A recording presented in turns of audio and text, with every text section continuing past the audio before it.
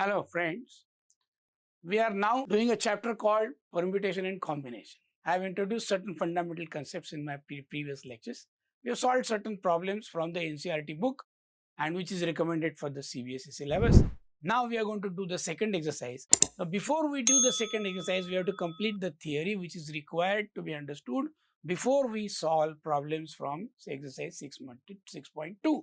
Now, these problems are based on a thing called factorial notation. Factorial notation. What is factorial notation? Mathematicians always create a short form for big calculations involved. For example, if I want to multiply 1 multiplied by 2 multiplied by 3 multiplied by 4. So in short, if I want to write this product, this is called continued product of first 4 natural numbers. Then I have a notation for that. That notation is 4 followed by this exclamation mark. Now this exclamation mark indicates and it is read as 4 factorial. Sometimes the notation could be in a capital L, you can enclose this 4. So both the notations are used. In some books I used 4 factorial. So 4 followed by exclamation mark, or in the capital L you have to write 4. So both mean the same thing. It is 4 factorial. Okay. One of the most important assumption here is if you have a 0 factorial, then 0 factorial will be taken as 1. Now the reasons will be known to you later on, but right now you have to accept that 0 factorial is 1. Even 1 factorial is also 1 because it is a product of only one number and that is 1 itself. So that is a quite contradictory, but you will understand the reason behind it much later. Okay. So factorial notation means what? If you take numbers from 1 to n, natural numbers from 1 to n, 1, 2, 3, 4, 5, 6, 7, 8, 9, like that. So if you have 1 multiplied by 2, multiplied by 3, multiplied by 4, like that up to 10, then I will write it as 10 factorial. Or I may write it as, in this L-shaped diagram, I'll write 10. Okay. So in general, 1, 2, 3, if it goes on up to n, then I'll call it what? N factorial. Okay. So, for example, now let us have some ready-made numbers, correct? So, for example, what is 0 factorial? I'll write it here. 0 factorial is 1. 1 factorial is 1. 2 factorial is 1 into 2. So, multiply this by 2. You'll get what? 2. 3 factorial, multiply this by 3. So, what do you get? 6. Okay. 4 factorial will be 24. 5 factorial will be what? Multiply this by 5. 120. 6 factorial will be what? Multiply 120 by 6. So it will be 720. 7 factorial, multiply this by 7. So 0, 4 and 5, right? So it is 5050. 7 factorial. This is 720, I think. No, just a minute. 6 factorial. Correct. It is 750 and multiply by 7. So this will be what? 0. So this is 5050. Now 8 factorial, multiply by 8. So it will be 0, 32 and 40. And 9 factorial, multiply by 9. So you'll get 0. So these are some of the calculations we have done, which are ready-made for us, which will be useful for us to calculate. Okay. So now they have asked us some questions, very simple. Evaluate. The first question is like this. Evaluate 8 factorial, which I have already done here. 8 factorial means what? 8 factorial means 1 into 2 into 3 into 4 into 5 into 6 into 7 into 8, right? And the number we already found out here is what? It is 4, 0, 3, 2, 0, 3, 2, 0, 4, 0, 3, 2, 0. Correct?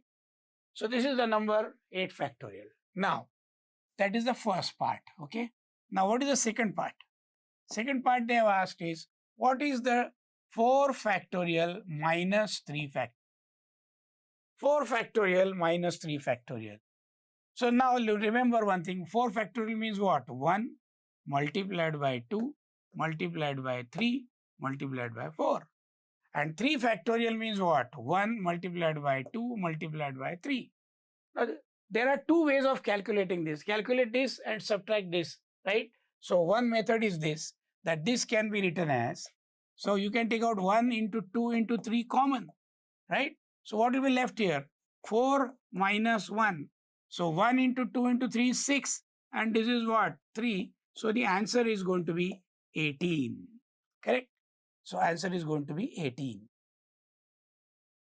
Okay. Or you can directly write down 1, 2, 3, 4 is what? 4 factorial is 24. So this can be written as 24 minus 6. And you could have directly arrived at the answer 18. So there are two ways of doing this problem. So this question is over now. Okay. So very simple. Just to introduce the notation of factorial. What does it mean? Okay. Fine. So now let us go to the next problem. They've asked a very interesting question in this case. That is it true that 3 factorial plus 4 factorial is equal to 7 factorial? That means what they have done is 3 plus 4 is 7. So is it possible for us to take this factorial common? That means is it possible to write it like this? 3, 4 factorial. The answer is no, absolutely no. Why no? Because it's a different matter altogether. So what is 3 factorial? Let us see what is 3 factorial. 3 factorial is 1 multiplied by 2 multiplied by 3, which is 6.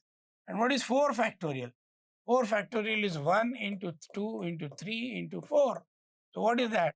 That is 24. Correct? So 3 factorial plus, that means 6 plus 24. Correct? So 3 factorial plus 4 factorial is 6 plus 24, which is 30. Whereas 7 factorial will be what? 7 factorial, as we have calculated, it is equal to 1 into 2 into 3 into 4 into 5 into 6 into 7. So which gives me, this is 6, this is first 3 6, then multiply by 4, so it becomes 24, then multiply by 5, so it becomes 120, multiply by 6, so it becomes 720, and multiplied by 7. So it's a very big number and it cannot be equal to 30. So the answer is no. Okay, fine. Let us go to the next problem. Compute 8 factorial upon 6 factorial into 2 factorial. Compute 8 factorial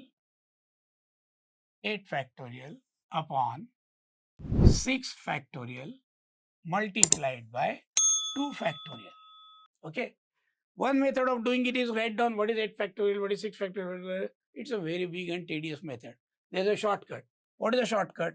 So 8 factorial means what?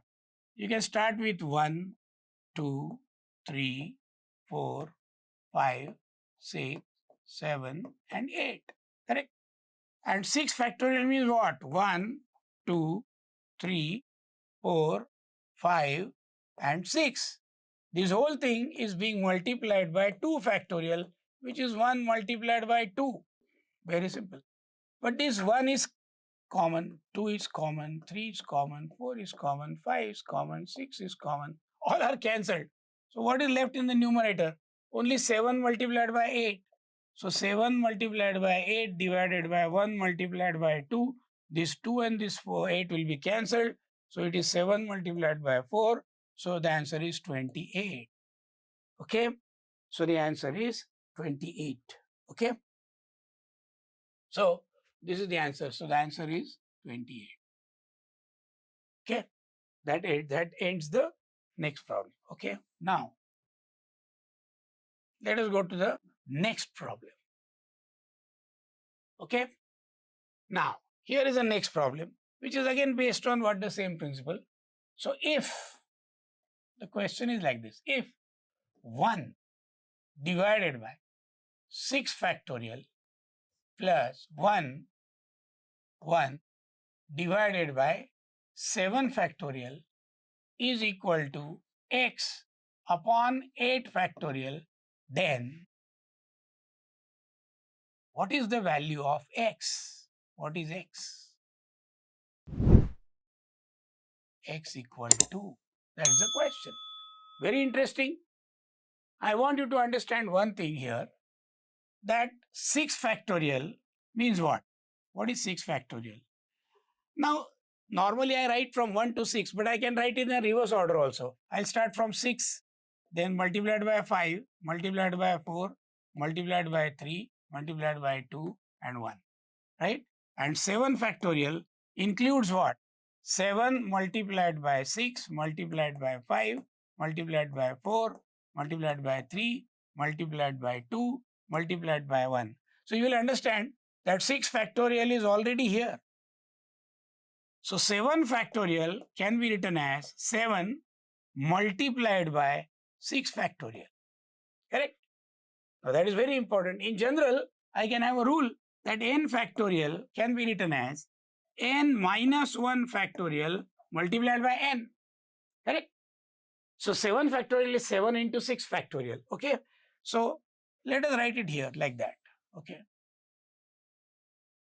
So this can be written as 1 upon 6 factorial plus 1 upon 6 factorial multiplied by 7. 6 factorial multiplied by 7. Now, if you add these two numbers, then obviously 6 factorial is already here, but there is an extra factor 7. So this denominator will become 6 factorial into 7. So there, out of that 6 factorial is already here, so we will multiply by only 7 here. So 7 plus, now 6 the whole thing is here, so it is 1. So therefore it becomes what? 8 upon 6 factorial into 7. Now 8 upon 6 factorial into 7 is 8 upon 7 factorial. 8 upon 7 factorial. But the question is, what is x upon 8 factorial? I don't want 7 factorial in the denominator. I want 8 factorial. So I am left with no alternative but multiply this by 8 and divide by 8, right? So if I multiply and divide by 8, then 7 factorial into 8, as I said, is what? 64 divided by 8 factorial, correct? So 64 divided by 8 factorial. So 1 upon 6 factorial plus 1 upon 7 factorial is 64 upon 8 factorial. Hence, the value of this x, the numerator is 64. So x is equal to 64. Okay. So that was the answer to the fourth question. Fine. So now, let us take the next problem. Okay. Now that is very interesting. They are asking you, what is this? You know, evaluate.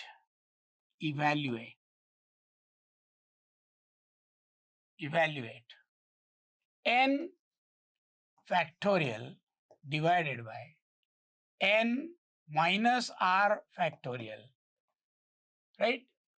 That's all. So this is what they are asking you to calculate. Fine. Now they have given in the first question they have given values of n and r. So n is what? 6. N is 6 and r is 2. Okay. Now let us substitute here. So they are asking you what is 6 factorial divided by 6 minus 2 factorial. Okay. Now 6 factorial divided by 6 minus 2 means what? 4 factorial. Okay. Now if you calculate from 6 onwards, so 6 subtract 1, 5, subtract 1, 4, subtract 1, 3, subtract 1, 2, subtract 1, 1, divided by 4, multiplied by 3, multiplied by 2, multiplied by 1. So you will understand all these 4 factors are present in the numerator as well as denominator. So they get cancelled. So we are only left with this calculation 6 multiplied by 5, which is equal to 30. What one must understand is, if the number 6 factorial is greater than 4 factorial, then it will always contain 4 factorial. So we can write it like this: 4 factorial, then the next number is 5, then the next number is 6, right? Divided by 4 factorial. So directly I could have cancelled 4 factorial and I could have arrived at the answer 3. In general, whenever there is number p factorial and q factorial, right? If p is greater than q, then start with p until you arrive at q and then cancel all q factorials, right? This is the wisdom that you can learn out of this, okay? Now, there is a second question here, but I don't see why I need to solve it. It's very simple. So you do it on your own, okay? That's the end of this 6.2. In this particular chapter or in this particular section, we have only learned a factorial notation. Factorial notation. So the first point is, if I want to multiply first n natural numbers, 1, 2, 3, right up to n, then I will write it as n factorial or this, okay? Secondly, you have to understand that 0 factorial is always taken as 1. Thirdly, you have to understand that n factorial can always be written as n minus 1 factorial into n, okay? So that is a third thing that you should understand. And then you have to understand one thing, that if I have something like, n plus 4 factorial, right, divided by n factorial, what does that mean? That means this n plus 4 is greater than n by 4 numbers.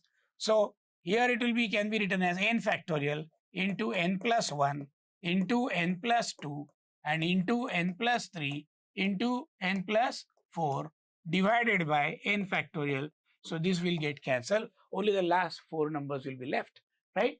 So in general, it is n plus r factorial divided by n factorial, then n factorial multiplied by n plus 1, etc., n plus r divided by what? N factorial.